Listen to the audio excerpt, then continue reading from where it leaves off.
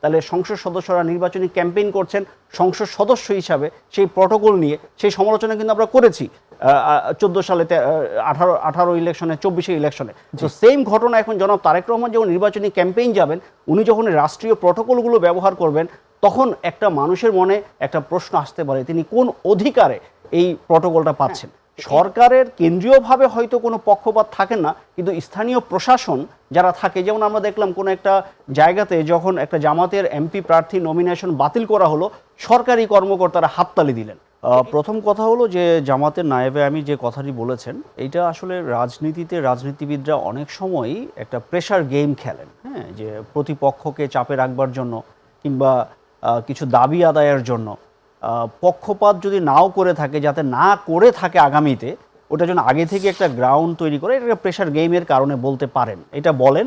এটা সব দলই, বিএনপি, জামাত, অতীতে যারা রাজনৈতিক প্লেয়ার আছেন সবাই এই কথাটি বলেন। সো এটাকে আমি একটা সেই কৌশলের অংশ হিসাবেই দেখব।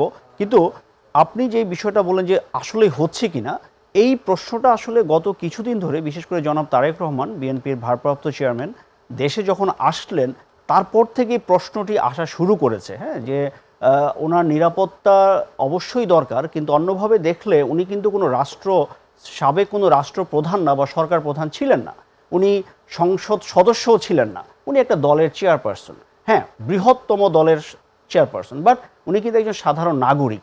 তো আমরা দেখলাম যে 27 তারিখে আমি যেমন ভোট মানে আমার ট্রান্সফার করতে চেয়েছিলাম, কিন্তু তারিখ পার হয়ে যাওয়ার কারণে আমাকে একদিনের ব্যবধানে আমি ট্রান্সফার করতে পারিনি আমার, কিন্তু আমি দেখলাম যে উনি লন্ডন থেকে ফিরে, লন্ডনে থাকতে তিনি আবেদন করেননি, বাট লন্ডন থেকে ফিরে কিন্তু উনি ভোটাধিকার, মানে ওনার নিজের ভোটার হয়েছেন, যদিও ডেট শেষ হয়ে গেছে। একজন নাগরিককে বিশেষ একটা সুবিধা দেওয়া হলো, ঠিক আছে, দিল।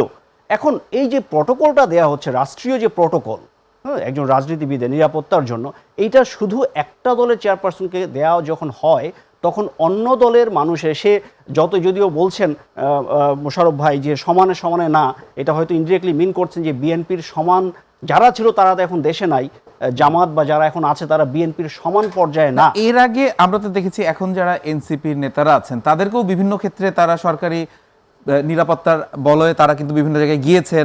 আমি আসছি, সে কথায় আসবো। মানে আমি যেটা বলছিলাম যে সেই সমানে সমানে না, এটা রাজনৈতিক বাস্তবতায় হতো সত্য, কিন্তু আপনি নাগরিক হিসাবে যদি অধিকারের কথা বলেন, সেখানে সমানে সমানের কোনো বিষয় নাই। রাষ্ট্র সকল নাগরিকের নিরাপত্তা নিশ্চিত করবে। হ্যাঁ, বিশেষ অবস্থায়, বিশেষ সিচুয়েশনের কারণে আপনি কোনো নাগরিকের জন্য পুলিশি প্রহরার ব্যবস্থা করতে পারেন, তার নিরাপত্তা নিশ্চিত করার জন্য, যেটা আপনি বললেন এনসিপি নেতাদের ক্ষেত্রে হয়েছে।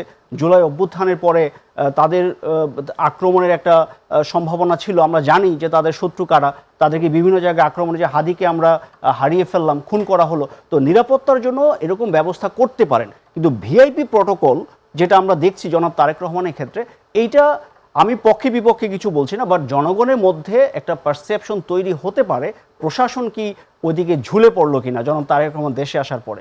এই পারসেপশনগত কারণে হয়তোবা বিরোধী দলের মনে একটা আশঙ্কা তৈরি হয়েছে, যেহেতু এই প্রটোকল পাচ্ছে, এই আগামী ক্যাম্পেইন শুরু করবেন তিনি 11 তারিখ থেকে, এভাবে রাষ্ট্রীয় প্রটোকল নিয়ে, যেটা আমরা আওয়ামী লীগ সরকার যখন আইন করলো যে 90 দিন, সংসদ বিলুপ্ত হওয়ার আগেই 90 দিনের মধ্যে সংসদ সদস্য থাকা অবস্থায়, প্রধানমন্ত্রী থাকা অবস্থায় নির্বাচন হবে, তাহলে সংসদ সদস্যরা নির্বাচনী ক্যাম্পেইন করছেন সংসদ সদস্য হিসাবে, সেই প্রটোকল নিয়ে সেই সমালোচনা কিন্তু আমরা করেছি 14 সালে, 18 ইলেকশনে, 24 ইলেকশনে।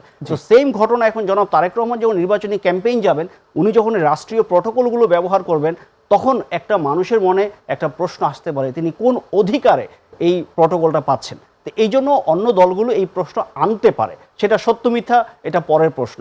এখন আরেকটা বিষয় হয়, যেটা মোশাররফ ভাই যথার্থই বললেন, যে হ্যাঁ, সরকারের কেন্দ্রীয়ভাবে হয়তো কোনো পক্ষপাত থাকেন না, কিন্তু স্থানীয় প্রশাসন যারা থাকে, যেমন আমরা দেখলাম কোনো একটা জায়গাতে যখন একটা জামাতের এমপি প্রার্থী নমিনেশন বাতিল করা হলো, সরকারি কর্মকর্তারা হাততালি দিলেন।